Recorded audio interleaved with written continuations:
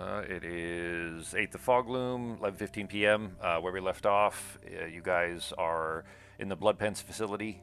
You were chasing a Seardaman who was kind of the middle manager of this facility, and he had a specific key that you guys needed to be able to, travel further into the place. He had turned invisible while Norok was kind of wildly swinging in the area trying to find him. He had offered to betray the Erdeman commander of that facility in exchange for his life, as you guys had kind of, gotten rid of his defenses there and blocked the exit so he couldn't get out. But as he was attempting to hand over the glyph key, which is the ring-shaped one, someone appeared and removed his hand and then snatched the glyph key away. And at least you would kind of had an idea of who this is from that former polymorphed pig that is now halfling-shaped. Name is Drevin. Had told you that Shoffrey, the Erdeman here, would be somewhere nearby, and that she seemingly had learned of your arrival by, teleporting herself in. That's where we left off. We'll go ahead and jump back over there real quick. Give it a second to load. Fox, do that. New York. Unique New York. All right. Gotta get into your voice here. Into it, yeah. Fox, did that finish loading for you? Fox? We getting an audio issue for Fox again?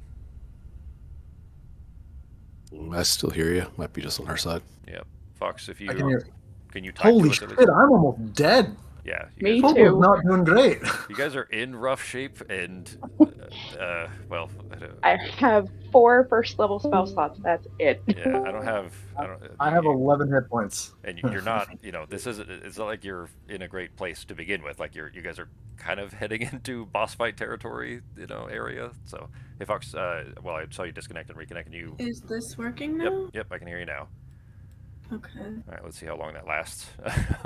Yeah, because you guys were going robotics. I'm like, let's restart this. Okay, but it sounds normal now.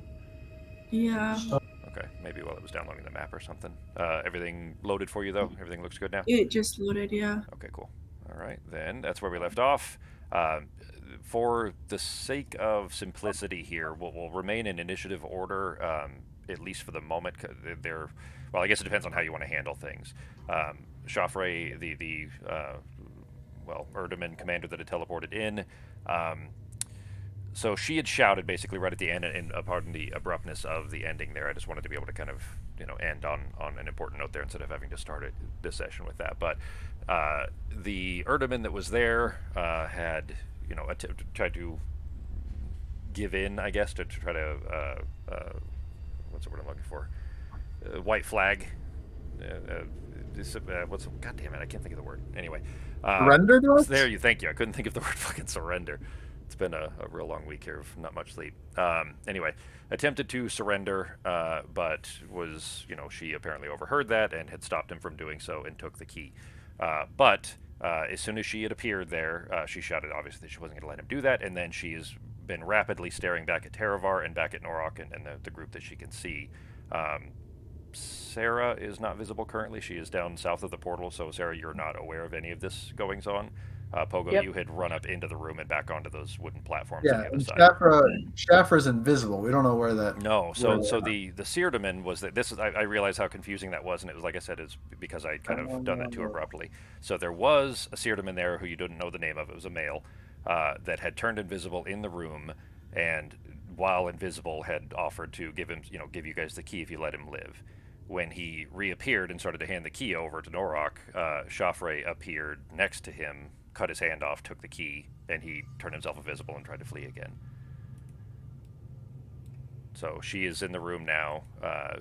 Effectively, the point is... She's in the room, but he's invisible. Correct. He just turned himself invisible again, yes. So we don't really care about him. We need to go after her because he's probably pretty fucked up anyways. Yeah, and she has the key now that you needed anyways. So, but from what Drevin, the pig turned halfling... Like, that dude's not tying his shoes again for quite some time. What's that? That guy's not going to be able to tie his own shoes for quite some time. Yeah, like, he's going to have to learn how to hold it with the teeth, hold one side with the teeth. So Shoffrey appeared, though, took the key, and is staring back at Terevar in the other room, clearly in a, let's say, distrusting manner, I guess, at the very least. Anyone that is able to see her would recognize that. That said, all of you except for Sarah make a perception check, please. Oop. Oh wait, Sarah's still over there. I probably wouldn't have closed the door. Sarah, you're just because you're on the other side of the portal there, you can't hear, so this wouldn't do you any good. Yep. Sarah's just waiting to pop out. Yeah. Not so good for Nazim. Advantage for Norok. Oh shit, okay. Artemy, I'm gonna send you something here.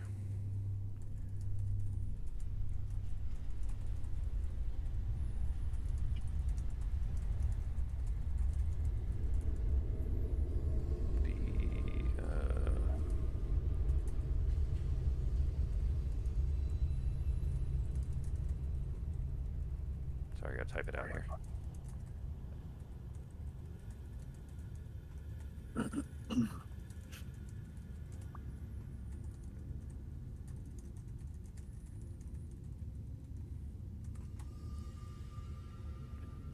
Did you get that? Yeah. Okay. Okay, that's a little confusing.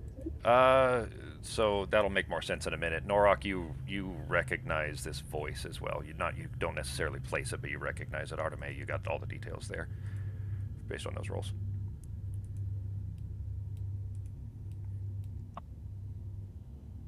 I like the little look for Drevin. Drevin's got a good little face image up there. Yeah, I was trying to go with like Scared kind and of confused, little. That's definitely the face of I'd like to get the fuck out of here. Yep. All right, so she shouts all of that, is now holding the key and is standing back, kind of prepared for Norok to swing at her. But the impression you get is, put it this way, she does not appear hostile to you, but is definitely glancing at Terevar like she's kind of prepared in case something happens. So what are you doing here? And she's still staring back at Terevar. What do you want? This is on you guys. I can't hear shit. Nazim, you would, been able to get information here too. You got a natural 1, so no luck there. Brilliant roll. Yep.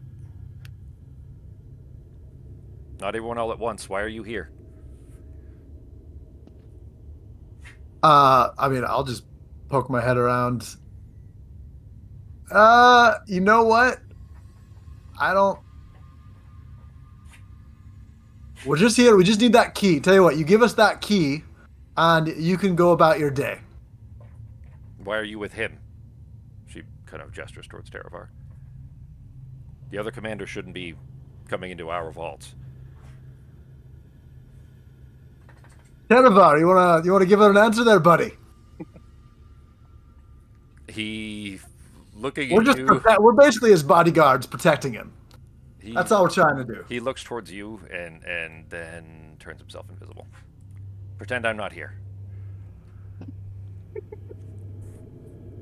All right. Okay, so just as a reminder, because it's been a little while of the situation here, the commander should never be going into another vault. Him being here is a pretty clear insurrection. Does that make sense? It's pretty clear that this is, that he should not be here. So Pogo will peek around this corner, keeping as much cover. Like he'll do like a little eye around the corner of this doorway to see what the situation is, oh boy, he'll just well, if you must know, we are just here because we're not happy with the powers that be, and we're trying to make a change. And I'm hoping you won't throw your life away in this adventure and quest that we are on right now. We think we can save a lot of people, but we need that key. Let's see. Who? How far away is Terevar? Well, he turned. Okay, so where he was from you would have been 5, 10, 15, 20. He would have been about 40 feet behind you on the platforms there, because remember, each of these hexes, or each of these squares is 10 feet. He was, but he turned invisible. Pogo, make a perception check. I would. Oh, no, because you're small. Yeah, just make a perception check, yeah. Oh, shit. Well, okay. That's okay, it'll reroll. Okay, you feel something brush past your shoulder. Not even carefully, like somewhat abruptly brush, like not shove Going you in out of which the way, direction? in towards the room.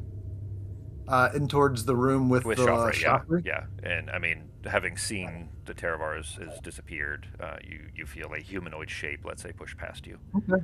I'm gonna try not to react because I've kind of sworn to him to not Okay, fuck shit up. okay. But I'll pretend like I just kind of lean up against the wall a little bit as something brushes past me. Arteme, was there Super a question? nonchalantly. I was gonna ask, would I be able to use the walkie-talkie to like whisper and tell people like So that? we have allowed it in the past, basically, where not silently, well, let's not psychically, not telepathically, but in the sense that you can whisper into it, but anyone within whispering earshot would still be able to hear it and see your mouth moving. That's what I'm like trying to see if I could let them know without alerting them. That's why I was asking about the distance and Yeah. stuff. I mean, you could always cover your mouth, to kind of reveal, to obscure at least that you're speaking into the walkie-talkie and whisper. But again, anyone within, I mean, whispering levels, let's say, someone would need to be within 10 feet maybe to be able to hear what you're saying, as long as you're, not visibly showing that your mouths are moving or lips are moving. Okay, but is he within that range? Is what I'm asking. You don't know at this point. You just saw that he turned it. Okay. He was definitely far enough away that you feel like you could have whispered, but he turned invisible and presumably moved after that. He does float a little bit, so he's you wouldn't necessarily hear footfalls. Okay, well I'll move away a little bit. Where am I?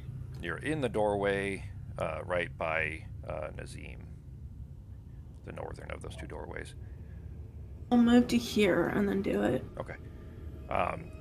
As you're moving over there, you hear some shuffling in the room there. Um, let's see. Roll a percentile dice, Fox. Oh Okay. shit, those are gone. I forgot. Okay, I didn't fix that. So type this D100. Do it like that. Just /R space D100.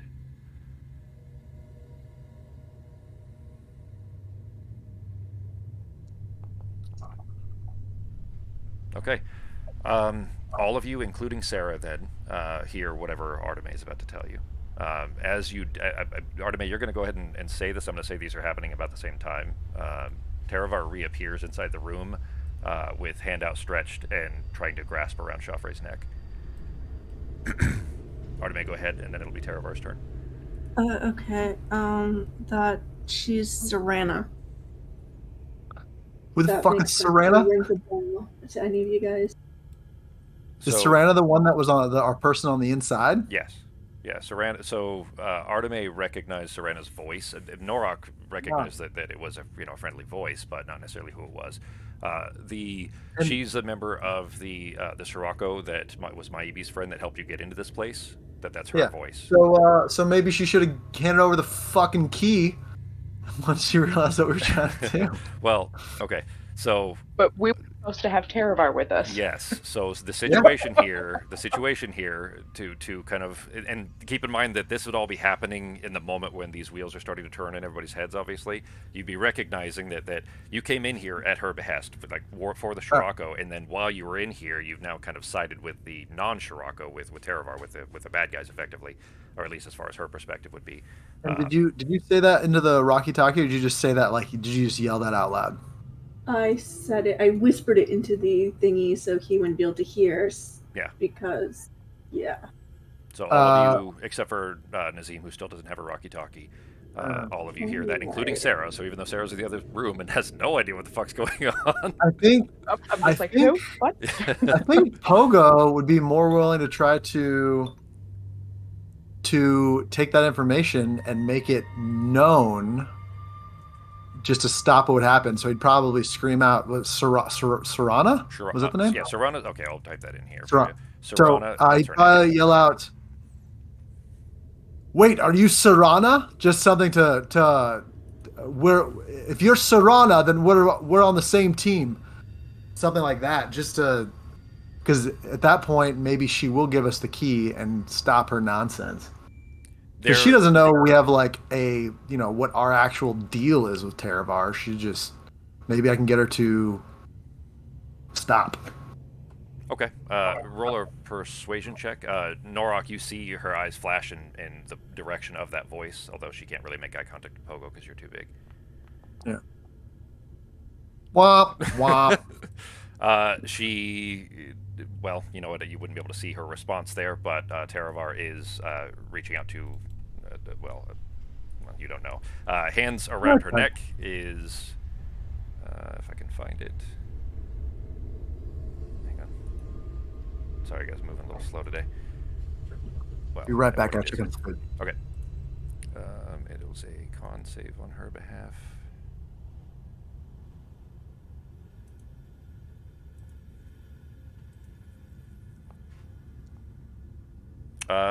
He wraps his hand around her neck, and she freezes in pace, clearly paralyzed. Are we still in initiative order? So that was his turn. We are kind of Okay. resuming initiative here. He shouts, Josh will be back in a second, but Yep. he shouts that she's okay. That she's a pretender. She's not who she says she is, and he paralyzes her. It is Norok's turn.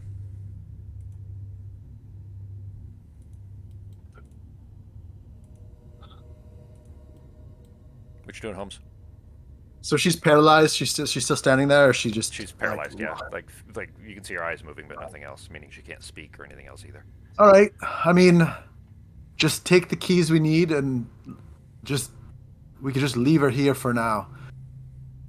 If this is the person that we think it is, this is kind of a contact of a contact that helped us get to where we are right now. I don't think there's a need to kill her. She's probably more on our side, Taravar, than the other side. She might not align completely with your values and what we're trying to do here, but I don't think there's any reason or point to killing her. I'm not too concerned with killing her, except that she knows that we're here now. She can alert the rest of the facility. Not to mention the con. And she's not who Well, how she close? says she is anyway. What do you mean she's not who she says she is? That's not Shoffrey. Can you elaborate? That's not Shoffrey. She's pretending to All be. right. She's wearing her skin, but that's not her.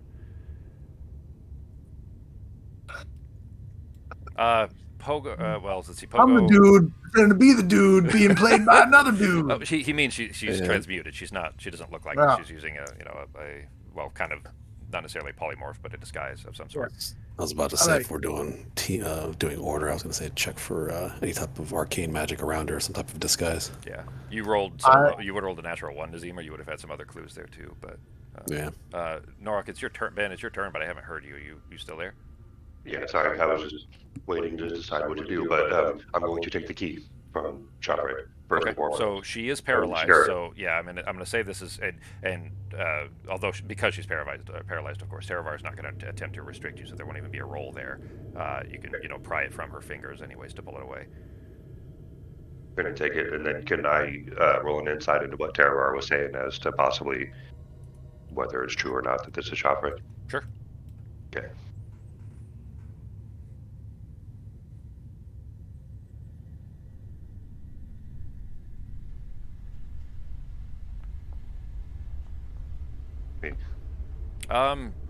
You're not detecting any deceit on his part for that. The impression you get, I'll put it this way, because I mean you didn't roll great, but not terrible. The impression you get is that she's likely, as she told you before you came in here, trying to assist, and that she was trying to find other keys to help you in, and so on. And she, for lack of a better term, replaced the commander here, and is pretending to be her. All right, then. I don't know, I guess what? Take her with us for now, or what? What do you guys think? It's going to be one more mouth to keep shut, too. I You do mean, have Taravar Drevin currently. If Terravar's worried about her bringing other people in, though, if we keep her with us and keep her quiet, better than killing her, right? can we drop? Can we drop her illusion? How do we drop this illusion so we know who it is? Taravar says any dispelling will probably suffice. It's not a well-manufactured disguise to begin with. I saw right through it the moment she appeared. But I'm just going to wait. Just if she does try Tom, to run, I'll none of tackle us know. None of us know what our contact in here looks like. Yeah, So I'm she only guessing- spoke to you guys verbally. You never met her. So I'm guessing if this is our contact, and And Artemis seems pretty confident that this is our contact. She wouldn't have any reason to go and talk to anyone else. She's the reason we're in here. She's the reason we're even this far. Taravar says, so she's allied with our cause then? You're certain of this? I'm as certain as like you said earlier, we're living in a environment of subterfuge, so this is as good of a guess as I can make that she's not going to be problematic for us in our intent. In fact, if anything, they might be able to help us. I just don't think they'd be a negative. I'll remind you guys too that she's also your way out of here. Yeah. She can get you back to the gatehouse, which is how you basically the only way in or out. So if she were disposed of, How about Norak? Can you hold her hands? We'll release her from the spell and just double check with her and speak with her and find out if this is the person that was helping us. Before we free her, make sure we grabbed all of her keys and grabbed all of her means of escape. If she's got any type of keys, or pat her down. And if she's got any rings or any jewelry, just that might be magical, so I should hold on to it. just in case. Anything that looks like it could be valuable. Just in case. All right. Well, I've got the key, so I'm just going to, I guess, grab her and constrict her until. All right. Or restrain her. You do so. Taravar kind of steps away, freeing his hand. A few seconds later, she begins to kind of, stir a little bit. It's not an immediate recuperation from the paralyzation effects, so she's still groggy enough, but she doesn't appear to be resisting. It's me. If he's on your side, that's fine, but you can understand my suspicion there. I'm gonna go grab Sarah too and pull Sarah into this room. If I can. I'm gonna get our little halfling friend to start moving. Okay. He's still got his hands tied from what you did with the vines too, Artemis. So you have him. His hands are still bound at least anyway. So you're bringing him into the room too. Yes. Okay. I'll go ahead and drag him along. I was trying to say that last time when I moved into the room, but the mic was not working, and I was just I was not having a good time with it. Yeah. Well, I don't know. So far, hopefully it'll keep working. At least this time, you didn't have to disconnect and reconnect, and I heard you. So. Yeah. Okay. So anyway, she is not, like I said, she's not fighting. You're still in the room with the filth all over the floor and the dead and slowly exploding, I guess, Otiug, which is a disgusting place to be. But as far as the occupants of the room, they don't appear to be fighting or anything else. So I'm going to ask her. So is the real Shafri dead, or is Shafri still in here somewhere? Well, she's still here, but if we succeed in our attempts in this place, no one in here will remain alive. So it's kind of a moot point. No, I just worry that if we're going to run into the real one, she's probably not going to go down as easily as you just did from Taravar there. No, we're probably going to. Hopefully, we could avoid her. Do you by any chance know? She is currently in a small section of rock, a little open section in the walls, not far from here. She won't be able to get out of there. Perfect. That's fine. So where do we go from here? Does anyone know? We're on our way directly to the fucking place, which I can't remember the name of. The phylactery. The phylactery vault. Well, if Taravar here is truly on our side for this, then we have all we need. You all don't look in shape enough to be able to handle what's ahead of us, but with that out of the way, at least. I confess I'm surprised at how well you've persevered, and your actions have significantly disrupted the activity here in the deep vaults, but you don't look in shape to finish it. We never look in the shape to finish anything. That's a good point. Speaking of, is there any way? Does anyone have a decent way to heal me pretty good? She says, well, I came as prepared as I could. I have 3 draughts of revivifying that will, for at least 3 of you, heal you and restore the kinds of resources that you would normally get from sleep, but it will come with some cost. I have 3 potions of greater healing. What's the I need cost on those revivifies? You'll be very tired after drinking it. Mechanically, what it is the 3 people out of the 5 of you, 3 of you can have these droughts that will heal you all the way, restore all of your resources that normally take long rests, meaning you get spell slots back. Any Norok right now, for example, you have no rages left, and it would restore your rages, but at the cost of 2 exhaustion. Let And me 2 look up- what exhaustion it- means minus a d6 on your rolls, and your speed is halved until a real What long about rest. if I give them a wakey potion? I think the wakey potion, Or the that doesn't work that way. red, I forget the name of it, but yeah, that specific red leaf extract or whatever it's called. I think that reduces exhaustion by 1, if I remember right. So you could mitigate the I effects down think to 1 so. exhaustion, which would be speed still normal and minus a d4 from your rolls instead of a d6, is what exhaustion 1 was. Okay, because I think I had some like someone just fucking tried that pre-made where I last just turn? need to add hot water. I would say you could brew it within a span of a short rest time anyway, enough to for everybody at the very least. Within really a few minutes. I mean, a long rest is an hour. It wouldn't take you an hour to do that, but yeah, I mean, you Yeah. could, so Arteme definitely has enough materials to be able to do that. So if you wanted to, then 3 of you, whichever 3 you choose, get a full heal, get all of your long resource abilities back, all spell slots, anything else you normally take a long rest to get back, and would have 1 level of exhaustion, which is a minus d4 on all of your ability rolls and saves and things like that. Just to be clear, what's next is a potentially TPK level boss fight. I'll be right back. Be right back. So mechanically, you guys can decide amongst yourselves how you want to handle that. I think our heavy hitters should probably go for it. I don't really have much as far as like resources left, but I could do my best to try healing. Who has the lowest hit points and who has the least amount of resources? Keep in mind, healing you could do by other means potentially. Resources you wouldn't be able to get back any other way. You do have time enough for short rest. You don't have time enough for a regular long rest. Okay, so what I could do is I could use the medic's feed again to help heal the people who don't take the potion, and I should theoretically have enough spell slots that are above level whatever to keep putting healing spirit up. So I should be able to keep people healed as is, so if anybody else wants the other ones. Without the Wood Sage's Core, so healing spirit is not a ton of healing. It's not 0.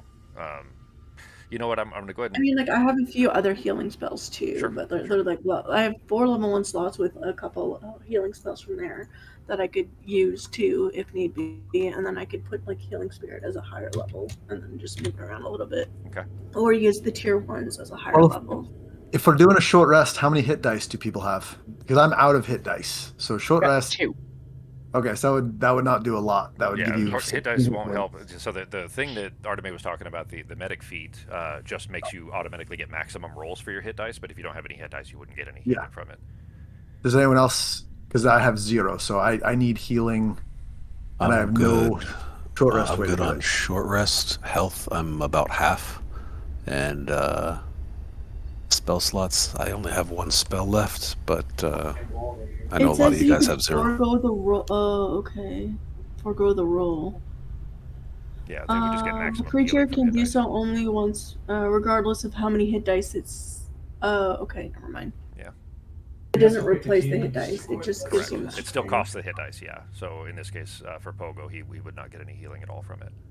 So I think I'd rather have. Arteme. I'd rather have you hold on to your spell slots, and I think I'll just take one of those potions. I know it's going to be bad for a few things, but a lot of what I can do doesn't really involve. I might get hit a lot, but I'm not going to be trying to attack them with my sword very much and things like that. And just getting my spells back might be worth the loss of that exhaustion that I'm going to get from it.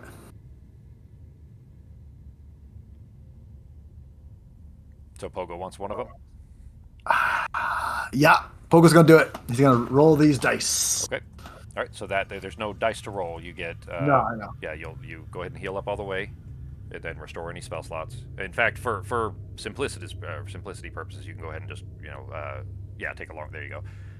Because it'll automatically restore everything there. Now, time-wise, we're not actually passing the time of a long rest. You get those effects there, but we do need to apply 1 level of exhaustion to you. Well, that's funny that it gives him. I got 8 hit dice now. Oh yeah, it restores your hit dice Yeah. with it too. Yeah, because that is a resource that you would lose or gain. Sorry, what's that, Becky?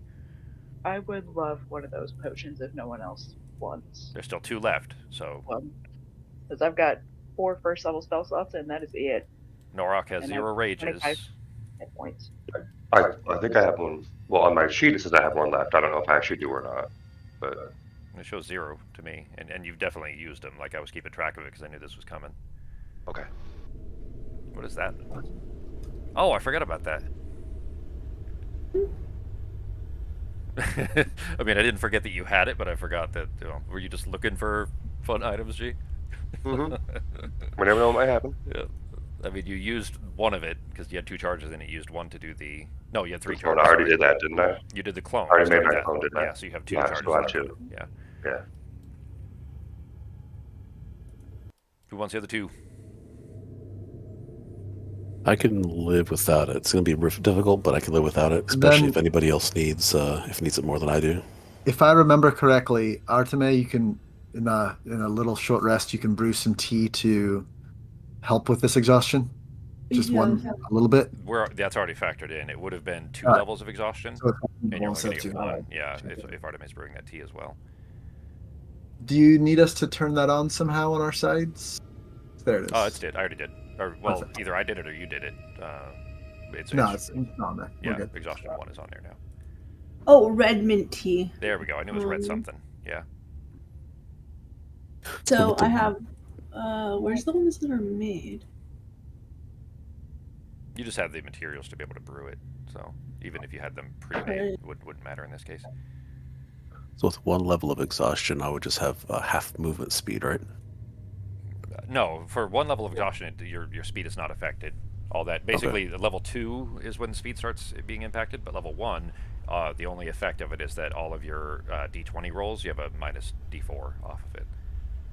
Gotcha. Yeah, if nobody wants to use one, I might take one as long as I can get one of those teas to help offset that one. Okay, so I made the Exhaustion. cheese, so I put the quantity to 0 now because I made the 3. Okay. And that's the rest of what I have, so I'll have to go get some more herbs next time we're somewhere. All right, so there's Or I enough think tea. I planted some in my room at the. You did tea with your kind of herbs, yeah, with the mushrooms and everything. You have planted some, so. So between Arteme is saying she's going to forego it. Pogo drank 1, so between Nazim, Norok, and Sarah, there's 2 potions left. Who wants them? If Norok and Sarah want them, they can have them, but if one of them wants to forego, then I'll take it. It's not a super emergency, but won't let it go to waste. Are you pretty tapped out, Sako? Half hit points, and I only have 1 spell left. Do you have any hit dice? I do have some hit dice, a few. So since we're taking a short rest to do this, I think, right? Yep. Yeah. You can use whatever your remaining hit dice are, and you get max out the. So I'll use number. this to bind and whatever. Okay. Yeah, that'll help with the hit points, but I still need some spells. Well, I'm going to remind you there, though, that you actually get your spells back on a short rest. That's there you go. right. Warlocks, You know what? Warlocks get spell Never slots back. Yeah. Yeah, they're the only class that does. Warlocks get packed magic spell slots back on short rests. All right, I'm rolling the dice, and I'm taking a short rest. Okay, well, actually, you don't need to roll in this case. Normally you would, but specifically that thing that Arteme just put in the chat there. Arteme, make your DC 15 wisdom checks. Just 1 for Arteme, or 1 for, I guess, Nazim, rather, is the only ones that just make 1 wisdom check. DC 15. Right, then I'm gonna take one of those potions at a long rest. Okay. Nope. No luck there. It is 10 minutes. Oh, okay. wait. Before I take my long rest, I will Okay. use my last chronal thing. Where the fuck is my Okay. features? All right, Arteme, you can go So ahead and you can re-roll re-roll that. that. Okay, That's thank good you. timing. Uh-huh. Hey, there we go. All right. So Sako, you automatically get the full amount. You don't have to roll the hit dice for it. So however many you want to roll, you have, let's see, your hit dice I think are D8s, if I remember right. Let me see. Features. hit points, and your hit dice are d8s. Yeah, so you have 4 left. How many do you want to roll? Or how many do you want, I guess? Those are d8s, you said? Well, 4 times. Well, it'd be 32 you'd automatically 32 is get the 32 max. if you want to use them all. Yeah. Yeah, let's just use them all. Okay. 84, 32, so that's 116 is your new hit point value. So you're not quite full, obviously, but you are better off than you were. Then if I hit short rest, then I get my spells back, right? Yep. Short resting now. And your hit dice are down to 0. You've used them all. Hit dice. I'm gonna go plate up my dinner. There I'll it be goes. right back. All right, Justin. Yep, and now you'll get your spell slots back there too. Sweet. All right, so Sarah got her long rest, abilities with a 1 level of exhaustion. Norok, same for you. Did you also hit the long rest, Holmes? Yeah, I did, and then I added level 1 exhaustion, Cool. D4. Perfect. You guys remembered how to do that on your own? Yeah. Yeah, it's Been just a little time check mark. It is. I tried to make it as easy as possible, but it's been so long since I showed it to you guys. I figured that nobody would remember. All right, so that is all applied. As soon as Justin gets back, we will move on there. Let's see. Just so you're aware, I always have my Rod of Absorption out in my spare hand. Okay. I'm going to take a gonna quick use break this while shit Justin's up. out too. Yeah, Give me a few minutes. Yeah, if you guys want to take 5, go right ahead. We're going into a big boss fight, so you may want to. Okay, I'll be right back, I guess. All right, Holmes. Okay.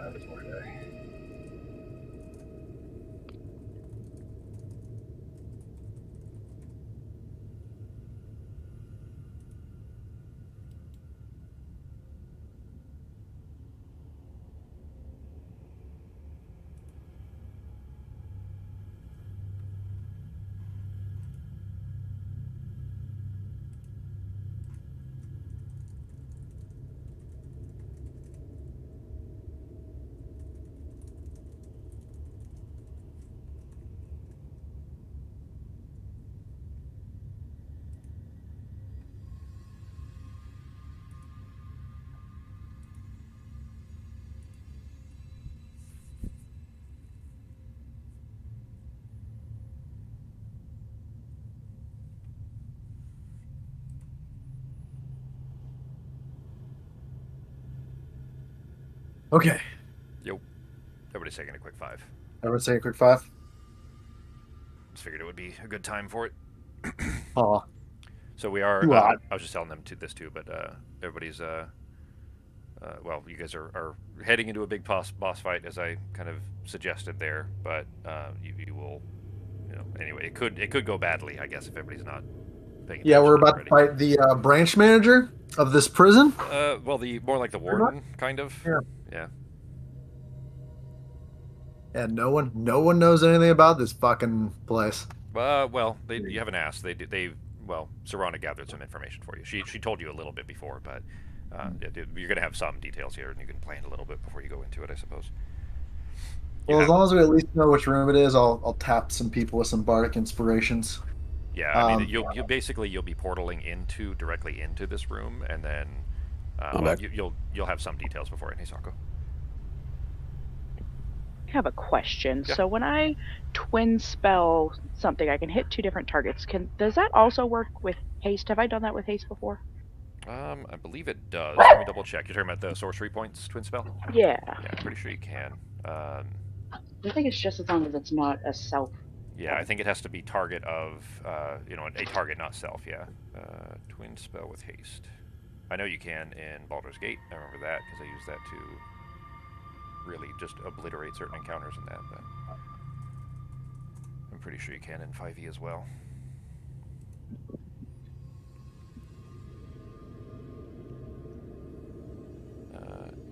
More than one creature before the spell's duration expires. Haste grant attack roll. It says, hang on. Yep, twinning is valid. Oh. Keep in mind, if the effect drops while you guys are in there, and it's somebody who already took that, they'd have another level of exhaustion, which is going to have their speed. No, it just makes them incapacitated for 1 round. It is not exhaustion. All right, that's fair. Why does that? I could have sworn at some point did we change it or something? I thought it was exhaustion they got for it. No. No, it's always, it says in the wording it says they are exhausted and cannot do anything for their Oh, next turn. well, hang on. If it says exhausted, if it's not a But they're not. capitalization, yeah.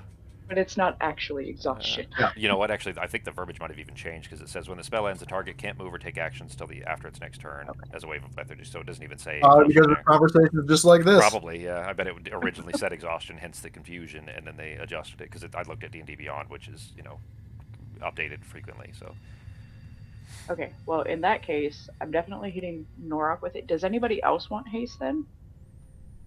I can only do one other person. How long does haste last for? It's a full minute, so I'm going to do it like when we actually start. So before but it's a full minute. before you guys I get mean, I'm too not far, a super heavy hitter. yeah, before you guys get too far into planning, Serana has some information for you that you guys might want to use to, well, it might change your plans a little bit. I'll put it that way. Maybe not a whole lot, but you might want to factor in the information potentially. Oh, you know what? Let me hit the break time thing, and then I'll know when everybody's back. I should have done that earlier. I'm there. That way we know when. Oh, Sakura's back too. Okay, so Ben, are you home? Are you back, Holmes? Okay. He clicked no. Yeah, I hit the wrong button. Yeah, No problem. there we go. All right. Just as soon as Fox is back, we'll get back to it here. It's interesting that that thing automatically stops the music too. There's still a whole lot of stuff that Foundry is annoying with, but it's still by far the best out there for VTTs. We're actually there's a whole new version that's been out for quite a while. It's completely stable. We're on version 11, and version 12's been out for like months now.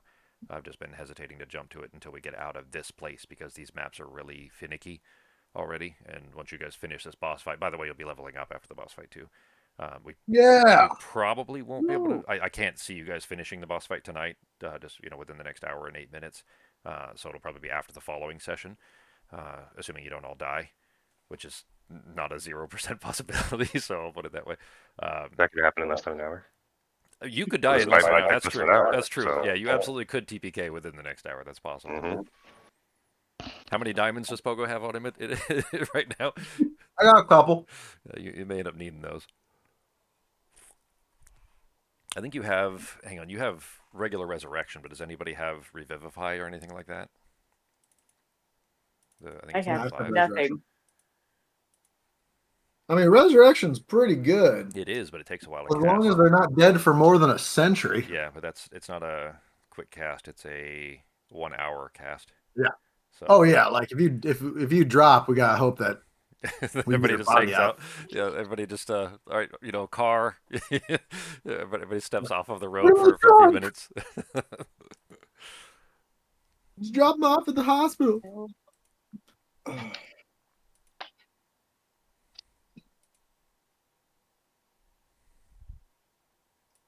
Come on, Fox.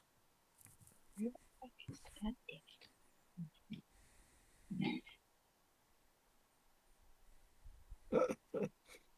that's not good. Salka, your COVID all cleared up? Yeah, I'm still coughing though. Any of the long-term effects? I don't feel bad though. That's good. I'm just nothing but coughing constantly. Sure.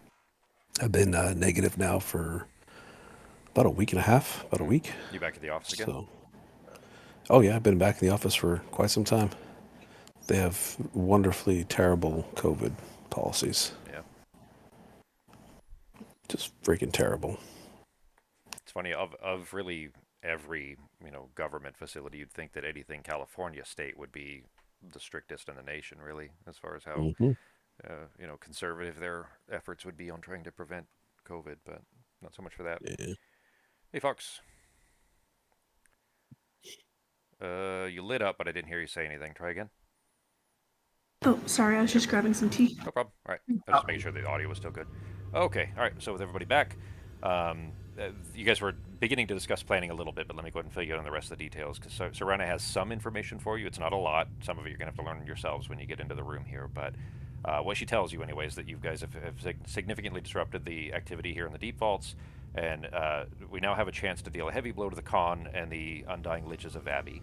The black gates have been disrupted, and with the keys we possess amongst us, we can breach the lowest chamber. It is accessible only by magic, and it is an inverted pyramid that is miles beneath the surface, near the core of the planet itself. You must enter the vault, destroy the guardians, and disrupt the containment fields so that the vault itself will just be crushed and obliterated. Basically, it's at the it's near the core, and there's a lot of gravity and pressure being pushed against it from all directions. That'll make sense in a bit. Effectively, if you can destroy enough of the containment field, the magic that's kind of holding the place, it will collapse in on itself, and these phylacteries will be destroyed. But you obviously need to be able to GTFO quickly. There will not be any Deus Ex Machina to save you there. I'm going to put it that way. If you guys know what that means, what I'm telling you is that if you guys don't have a plan to not only destroy the place but also get out together quickly, anybody that's left behind is dead. Like you won't be able to recover that. Speaking of, what is the plan to get out? Once we're in there, we fight the beasties that are down there. We try to disrupt whatever's creating that force field. Maybe like a field of force. I think they'd call it a field of force. Unless If I sci-fi had to terms, give it it would a be a field name. of force. Yeah. If I had to give it a name, like a field of force, we destroy whatever's creating that. But what is the plan? And I'm looking around at Teravar and what's her face, and what is our actual plan to escape? Well, we can't go in with you. She looks at Teravar. You'll have to do this yourselves. But what we'll do is that any of the black portals in here, the one right over there, she points at the one down to the southern part of the room. You can travel through that with these keys. We'll do the proper arrangement of these glyph keys to get you in, and that portal will remain open on that side. But I would suggest against leaving it open the whole time. If it stays open and something comes out, we would be at a loss. It would be the whole point of trying to go in there to Would the defeat portal the be closed just from us walking 15, 20 feet away from it? No, we'll have to close it from this side. The keys will have to remain with us. And how are we going to get it back open from our side? You're going to tell me over. She basically, well, so the same way that she communicated with you guys when you were in the gatehouse there, she's going to communicate with you all effectively over a message. You'll be able to communicate with her at no action, no cost. You'll just be able to telepathically communicate with her to open the portal, and then on her next turn in initiative, she'll open it, and you have to go through the portal. Teravar, does this sound like a plan that in your idea would work? Frankly, her plan sounds better than what I initially thought. All right. I didn't have great thoughts on how to get out of here in the first place. I kind of... When we drop into this place, we go through the portal and we get to this area. Is it going to be then a long trek to where we need to go, or are we just being dropped into the... You'll be being dropped directly into the vault. Into the vault. You'll be able to see the phylacteries from where you are. I've never been in it myself, but as I've heard it described, it's just a small pyramid, and you'll be inside the room with the vaults. And do we know what's going to be, what other things are guarding these vaults? Likely the Khan's most voracious and avaricious defenders. Lich kind, most likely. Likely very old. Powerful. Exactly what do we have to destroy to blow this place up? The phylacteries. Just any of them or all of them? The phylacteries will be destroyed when the place blows up or crushes in on itself. But we need to destroy the field of force generators. Serana interrupts a little bit. What I've been able to find is that each of the phylacteries are contained in some vaults within this room. And if you open those vaults and destroy the phylacteries, I don't have suggestions on how you do that, I don't know. But if you destroy a few of the phylacteries, those will collapse, and each one of those that collapses will bring some of that force field, as you described it, down. If you destroy enough of them, the whole place will collapse. Oh, so destroying the phylacteries will also destroy the force field of force. Yes, and if you destroy enough of those, the whole thing will collapse, and that will destroy the rest of them. You don't have to destroy them all yourselves, but if you get enough of them blown up or damaged to the point where the place collapses, the rest of them will meet their demise when the place collapses in. Do we know how many we need to destroy before it'll explode or collapse? I don't know how many are in there. I would suspect half dozen, maybe. I'm going to tell you guys as the DM. You think they're going to be very difficult to destroy? Are they like solid steel locked boxes? Or? They're usually a glass vial of some sort. All right, well, Let's They're just not hope they're easy to not destroy, solid but- iron fucking yeah. There. So you guys had that phylactery. Do you remember the one that you dropped in the ocean? Yeah, we couldn't just destroy it. There, Yeah, that one So- was kind of like a lantern, like the head of a lantern, like a glass box kind of, and it was impervious. Like Ben tried to whack it with his axe, and so other things. You guys broke things on it and so on, and it wouldn't be destroyed. So how are we supposed to destroy these phylacteries? Because we don't know how to destroy them. We had one and then lost it. Yeah, we gave it to a bird. I can tell you that the Khan has many enemies, and sometimes his closest friends change their alliances before too long. There's probably means in there of some sort to destroy it. There's been situations in the past where his nearest allies have suddenly dropped dead, and the assumption is that someone destroyed the phylactery within the vault of those individuals. All right, so when we get in there, we got to look for some way to destroy it. It's probably going to be some sort of weapon, or maybe some sort of place in the room that we would have to put them. Maybe there's like a volcano that we have to toss it in. Mount Doom. Maybe there's a. We'll have to look for something that. That's going to extend the game out quite a bit. Yeah, you got to trek all the way through Mordor. Yeah. Only 17 short miles through this volcano. And as everyone knows, one does not simply walk into Mordor. True, you got to dance a little bit. There's a shimmy to get through the gate. All right. Does anyone else have any other questions? Is there anything we environmentally that we need to prepare ourselves for? She doesn't have an answer for you. I've never All been. right. I don't know.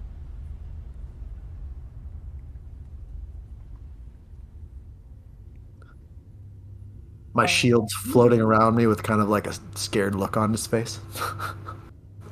With that said, I will tell you, you all know that, as she mentioned, or as Taravar had mentioned, that his guardians are likely to be, of the Lich variety, that you can expect a lot of necrotic damage. In case that's relevant for any of you. I'm saying that all this conversation is happening within the short rest, so if there are things that you need to do during a short rest, you can do so now. It'd still be... I'll take 10 minutes and recount a story of when we fought that other Lich to my shield of stories. Okay. To see if I can All right, so get that's any true. protection from That's that. a true story, so you can go ahead and roll persuasion instead of deception. I think it's just performance, actually. Oh, is it just before? Okay, yeah. Yeah. Which is sad because it's actually not as good, but I want to keep with the normal. See, 23 will do it. That'll do it. All right. So it's floating around you then and defending. Is it half damage resistance for necrotic then? Half damage from necrotic. Nice. Question: This immateria jar in here, that in the bag of holding, that turns you invisible. Is it just like the invisible spell? So when you cast a spell, you'll become visible again? No, the immateria one is a paste that stays on you until the duration runs out. Unless you, Right. if you wash it off, so if you get wet, it will wash off. So we have one immateria jar, and it lasts for 10 minutes if someone wants to be invisible. Like, maybe Artemis, since she's our healer. Fox, she are you audible didn't- still? Take a thing. Yeah, Artemis, do you want one to of be casters, at invisible least. so you can run around without having to worry about as much about getting attacked? Because I can be the target, obviously, like always. Keep them busy. Everybody attack the furniture. Alright. We also have the Rod of Masetsu in here. Still? Jeez. That's Yeah. that was like session like 3 or something. Fox, if you've said anything, we haven't heard you for a well, little bit, so... The immateria jar was just after the Yeah. Chain of Dogs. Yep, that was a long time ago too. So, Fox, if you've responded, we haven't heard you, so if you want to type or try fixing audio again. Yeah, I'll pass on the invisible thing for now, but it is a good idea. I might keep a little bit of it to see. Okay, it takes a full action to put it on. Also, with the Rod of Masetsu, if you die while you have it, or if you fall to 0 hit points, you will turn into a mummy. You have the stats of a mummy. You come back as a undead. Yeah, well, it says reanimates as a mummy, so. Yeah, I meant meaning you don't stand up and are instantly wrapped in cloth. You know what I mean? Like you don't Yeah. look like a mummy, but you have the stats. You would still look like yourself. In I mean, why don't free days. Why don't you take that? Because if we're going to be having to move these jars, these phylacteries around, we're gonna need something that can move fast and far. We're gonna need you to. You might have to end up gathering all of these things to be destroyed, and you're gonna be probably one of the best people to do it with that thing, the broom. You talking to Sarah? Yeah, I mean, talking to Sarah. that's fine. A lot of my spells are pretty far distant, and I can make them even farther if I have to. So that's fine. And then the rest of us will go in, keep everything off your back, try to destroy some if we have the time, but maybe that could be your main focus. You're smart too. You'll probably figure out what you're supposed to do. Oh, No pressure or anything. No pressure. yeah.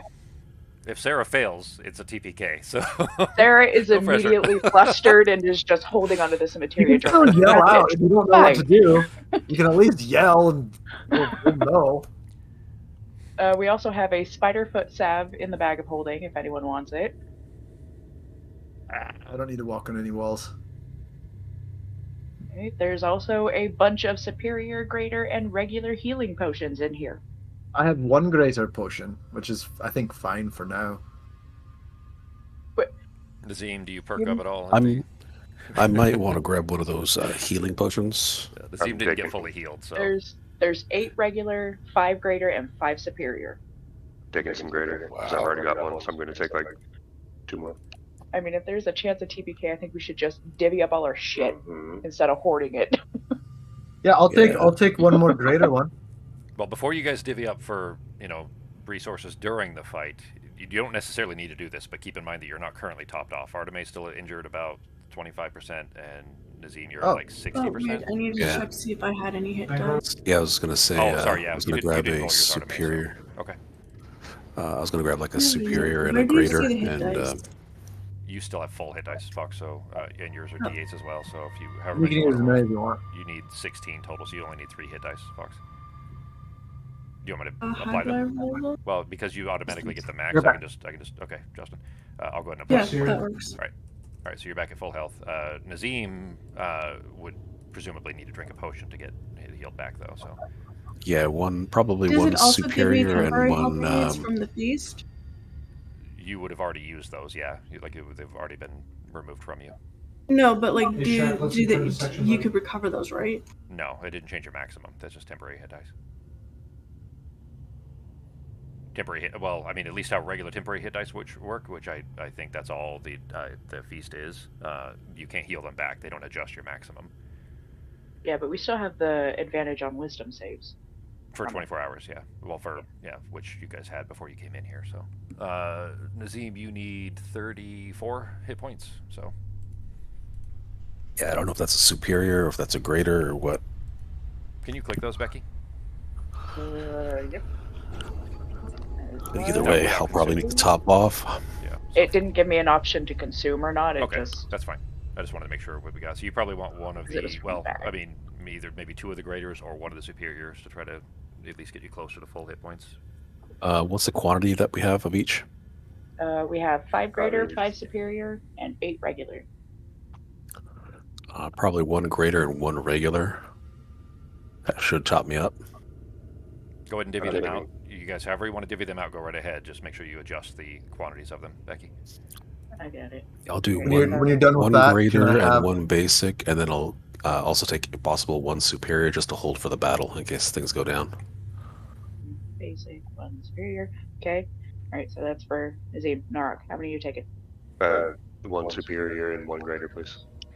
Greater. Alright, Pogo, I just need one greater, please. greater. Artemis. Mm-hmm. There are 2 graders left. There are 3 superiors and 7 basics. I'll take one of the graders, and everybody else could grab the rest. Can you add a superior to my inventory homes? I'm not sure if it'll let you guys do it, so I'll go ahead and add these. I just need to know how many are going where. Nazim, I already adjusted You already adjusted what? the quantity for my greater, because I already had 1. So I've already adjusted that. I just needed to add a superior because I don't have one in my inventory. Okay, one superior to Norok then. Yeah, please. All right. So I'll have 5 greater in case I need them. Okay. Inventory. Let me make sure that shows up in your inventory, G. All right, you have Ben. You now have. Oh, that's. Hang on. I need the exact quantity though. Yeah, I'm adjusting the quantity. So you have There one we go. superior and 2 greater, right? Mhm. For Norok. Okay. Nazim, you're using 2 of them, right? So you're using 1 greater and 1 regular. I'm gonna use 1 greater and 1 regular now to hopefully max me out, and then I'm gonna hold on to 1 superior for the battle in case things get kind of sketchy. All right. Go ahead and roll that greater here. I'll click it for you, and then you can click the roll. Click that where it says Other Formula, Nazim, and I'll delete that one off your inventory. I am also taking superior. So, and I don't have that on me. Says the requested item. Oh, yeah. No longer exists. All right. So what you're going to type is this /R4D4 plus 4. So ignore that it says from Norok. But you're going to type /R space 4D4 plus 4.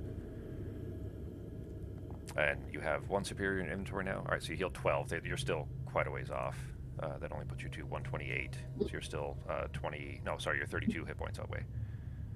Damn it. All right, maybe I need more of those things then. That was just the greater, that wasn't the basic, right? That was oh, sorry, you didn't roll a basic yet, so that's 2d4 plus 4. So do the same thing except 2d4 plus 4 as well.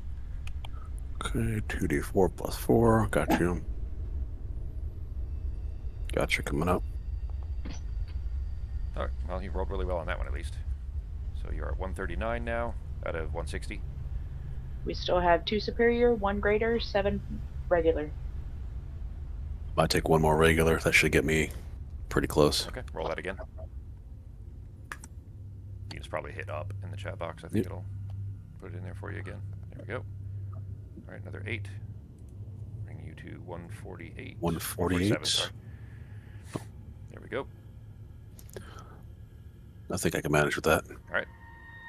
Now, in your inventory, then, you have 1 superior that you'll still be holding on to. Norok, I think I did yours. Yours are correct now. G, check your inventory. Yeah, I'm good. All right, Arteme, what was it that you were going to have? I have 5 graders because I added 1 from the bag of holding. Okay.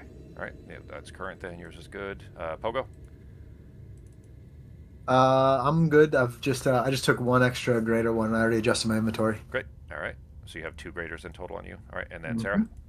I just need a superior. All right. Did you already adjust yours then?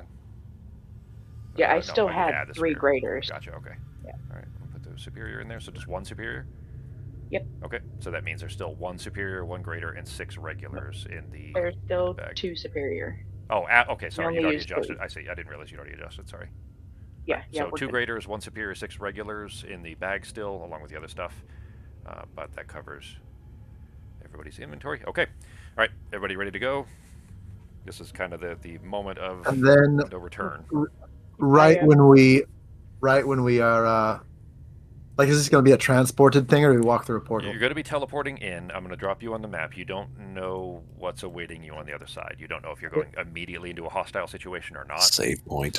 So, right before we go, I am going to tap Norok and where the fuck is Nazim? I'm gonna tap Norok and Nazim on the shoulders, and I'm going to say, I think you two are going to do a great job today. I really got a lot of faith in you, and I'm going to give them Bardic Inspiration right before we go through the portal, so I'm going to burn 2 of those. Does that stack with my other Bardic Inspiration? You already used that one, didn't you? Oh, I did. Dang. Yeah. Which is fine. It wouldn't stack, so this is good. So. Using the immateria jar. Using what? The immateria jar before we go through. Okay, so you'll have. It lasts for 10 minutes. Okay. So. How long? You got 10 minutes for these 2. Okay. All right. Cool. That was Nazim and Norok, right? Yep, they both have Bardic Inspiration for 10 minutes. I'm putting a heart on you guys. The heart is normally for Charmed, but it's just that there isn't one for Inspiration. So just as a reminder that you guys have Inspiration on there. All right, everybody heading in then? One more quick question. Haste. I know if I put haste on me, the broom doesn't get the double movement speed. Can I haste the broom? It's a mimic. Yeah, so we have discussed specifically. I'm moving you guys off the map for. Don't worry about it for now. It's just because you're going to be on the other map, so you can ignore I'm that. also going to cast invisibility right before we get to Before we leave, I'm gonna feed the mimic on the broom. Okay. All right. It will be snacking while you guys are in there, presumably having a fight. All right. So that's being fed. Becky, I think so. I think since it is a creature, you should be able to. Okay. All right. Sorry. I was replying to something there. Yeah, I would say that you can. If you're going to cast it on the broom and yourself, then is the plan? No, I'm going to be casting it on Norok and the broom because Okay. I won't need haste then. I'll be invisible on the broom. Okay. All right. So the haste will have double movement. The haste doesn't have other actions or anything to be concerned with, but it will Yeah. have the haste and speed. I should double check this. Is the broom invisible? No.